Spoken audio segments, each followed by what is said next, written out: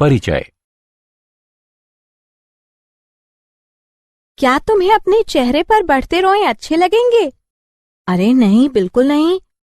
हमारा ये शरीर कैसे तय करता है कि हमारे शरीर पर कितने बाल और अन्य विशेषताएं होनी चाहिए? हमारे शरीर में लक्षण जीनों के कारण दिखाई देते हैं। सही है, किंतु केवल कुछ ही जीन सामने आते हैं और अन्य छिपे रहते हैं। क्यों? कुछ जीन हमारे शरीर की कुछ असंगत विशेषताओं जैसे चेहरे पर बालों की वृद्धि को बाहर आने से रोकने के लिए छिपे रहते हैं। तुम ठीक कह रही हो, किंतु ये कौन तय करता है कि कोई खास जीन दिखाई दे या नहीं? हमें नहीं मालूम। ठीक है, आओ आज हम इस पर चर्चा करें कि हमारे शरीर में जीन नियंत्रित कैसे होते हैं। उद्देश्य। इस पाठ के अंत में आप निम्न करने में सक्षम हो जाएंगे। ससीम केंद्रकों और प्राक केंद्रकों में जीन के नियमन को समझना, लैक प्राचलेख के क्रियाकलाप को समझना, मानव जीनोम परियोजना के लक्ष्यों और विशेषताओं की पहचान करना, डीएनए फिंगरप्रिंट यानी डीएनए उंगली छापी की अवधारणा को समझना, जीन की अभिव्यक्ति का नियमन।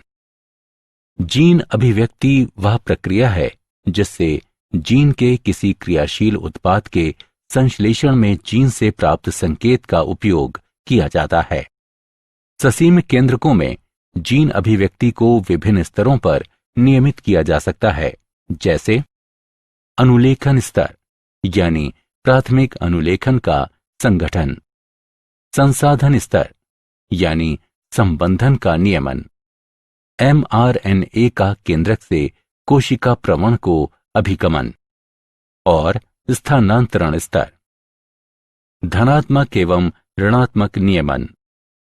अनुलेखन स्तर पर किसी निर्दिष्ट उन्नायक पर आरएनए पॉलीमरेज सहायक प्रोटीनों के साथ आदान प्रदान से नियंत्रित होता है, जिसका आरंभ स्थलों पर इसकी पहचानने की क्षमता पर प्रभाव पड़ता है।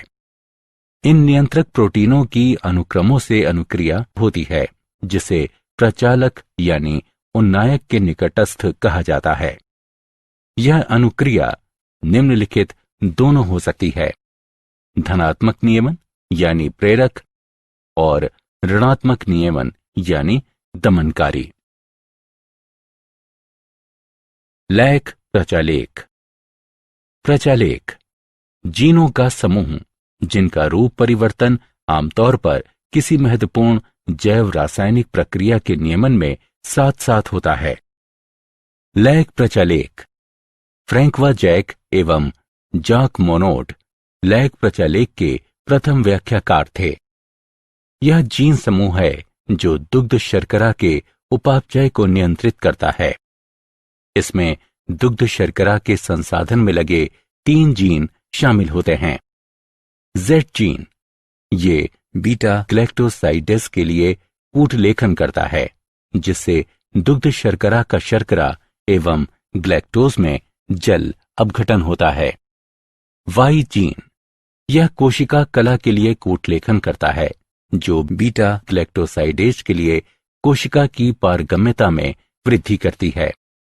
एक जीन, यह एसिटिल समूहों को परमीएज में स्थानांतरित करने वाले किसी भी प्राकिण्व के लिए कूटलेखन करता है।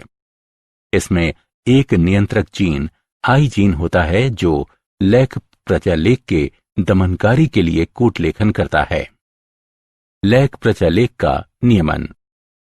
दुग्ध शर्करा बीटा ग्लैक्टोसाइडेज के लिए क्रियाधार का कार्य करती है और यह प्रचालेख यानी ओपेरॉन के खुलने और बंद होने को नियंत्रित करती है।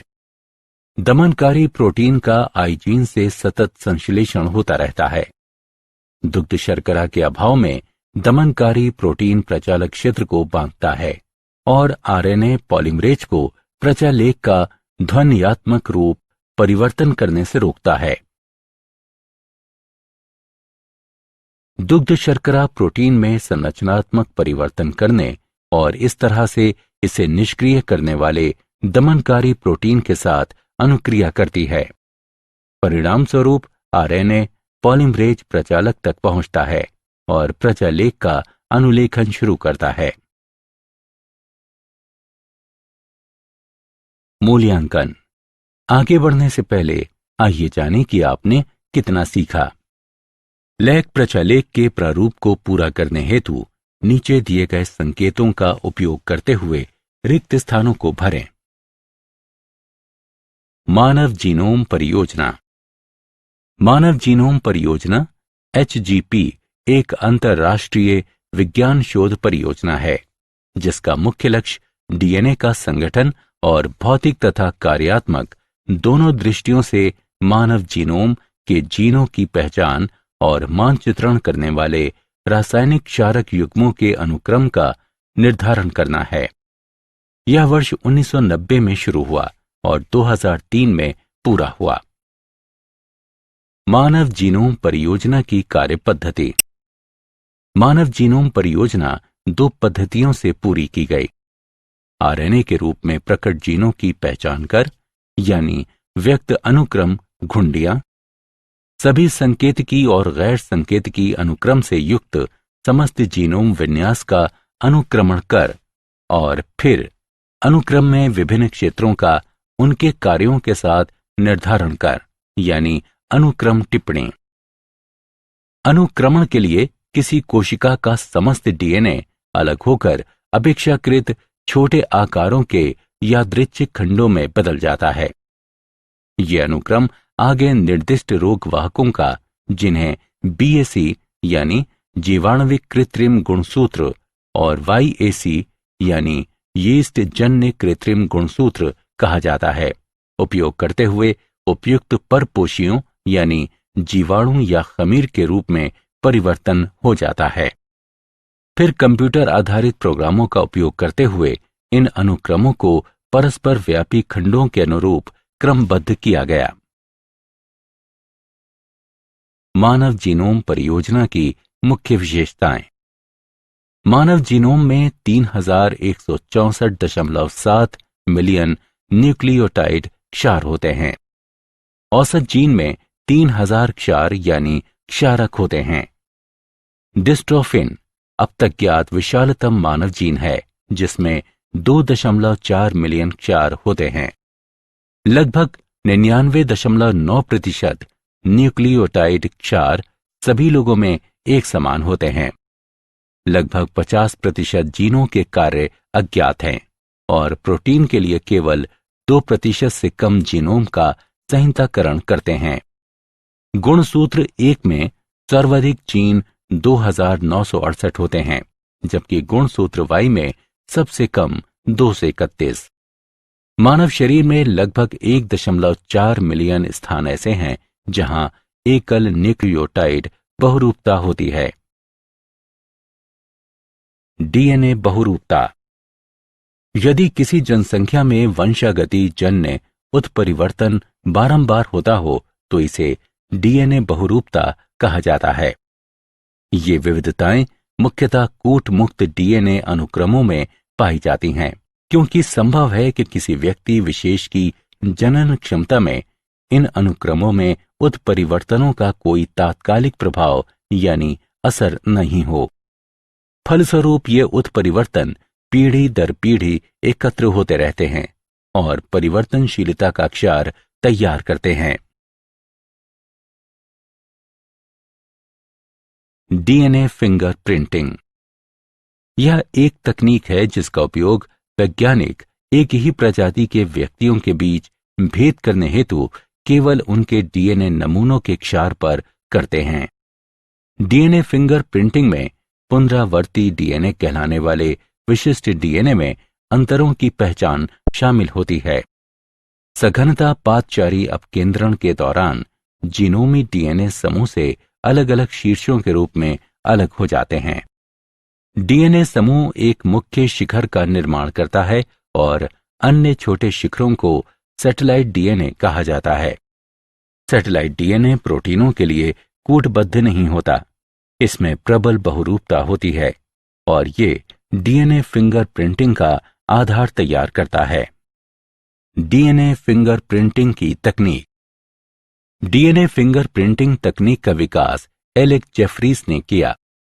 इसमें जीन के अलीलों में एक अन्वेषी के रूप में न्यूक्लियोटाइड के एक के बाद एक क्रम में बार बार आने वाले अनुक्रमों यानी variable number of tandem repeats यानी वीएनटीआर का उपयोग किया जाता है। वीएनटीआर एक लघु सैटेलाइट डीएनए है। ये डीएनए का एक लघु अनुक्रम है। विभिन्न प्रतिकृति समूहों में एक के बाद एक क्रम में सज्जित रहता है, जो एक गुणसूत्र से दूसरे गुणसूत्र में भिन्न होती हैं। पुनरावृत्ति समूहों में बहुरूपता बहुत होती है। फलस्वरूप वीएनटीआर का आकारों में 0.1 से 20 केबी तक का अंतर होता है। वीएनटीआर जांच के साथ संकरण के बाद ऑटो रेडियोग्राम से अलग अलग आकारों के कई बंध प्राप्त होते हैं। ये बंध किसी डीएनए विशेष के लिए एक अभिलक्षणिक संरचना प्रस्तुत करते हैं। डीएनए फिंगर प्रिंटिंग तकनीक के चरण। डीएनए फिंगर प्रिंटिंग तकनीक में अन्वेषी के रूप में रेडियो चिन्हित वीएनटीआर का उपयोग करते हुए सघन प्लॉट यानी विशिष्ट डीएनए अणुओं की पहचान की प्रयोगशाला विधि संकरण का उपयोग किया जाता है। इस चरण में शामिल हैं डीएनए का वियोजन, अवरोधी एंडोन्यूक्लियस द्वारा डीएनए का भक्षण, वैद्युत कण संचालन द्वारा डीएनए खंडों का विलगन, डीएनए के विलगित खंडों को संश्लेषित झिल्लियों जैसे नाइट्रोसेलुलोस या नायलॉन में छीलना, चिन्हित वीएनटीआर अन्वेषी के उपयोग से संकरण, संकरित डीएनए खंडों की ऑटो रेडियोग्राफी द्वारा पहचान। क्या आप जानते हैं, एक बहुविध जीन नियमन प्रणाली एक प्रणाली है जो एक ही कोशिका, ऊतक या प्राणी में बहुत से जीनों के एक साथ और मात्रात्मक नियमन की छूट देती है। किसी कोशिका में बाहरी जीनों का नियमन PR11 उन्नायक जैसे प्रेरक उन्नायकों द्वारा हो सकता है। तंबाकू से निकाले गए PR11 उन्नायक को रोगजनक आक्रमण के बाद संवर्गी उपार्जित प्रतिरोधक प्रतिक्रिया यानी सिस्टमेटिक एक्वायर्ड रेसिस्टेंस रिस्पॉन्स में प्रेरित किया जाता है। सारांश। आइए हमने जो कुछ सीखा है उसे संक्षेप में दोहराएं। अनुलेखन का नियमन जीन अभिव्यक्ति के नियमन का पहला चरण है। जीवाणु में लेख प्रचालेख वो प्रचालेख है जो दुग्ध शर्करा के उपापचय हेतु उत्तरदायी जीनों के लिए कूटलेखन करता है। मानव जीन समूह परियोजना एक महापरियोजना थी जिसका लक्ष्य मानव जीन समूह के हर क्षार का अनुक्रमण करना था। छाप डीएनए स्तर पर जीव संख्या के व्यष्टियों में भिन्नताओं का पता लगाने की एक तकनीक है। ये डीएनए अनुक्रमों में बहुरूपता के सिद्धांत पर कार्य करता है।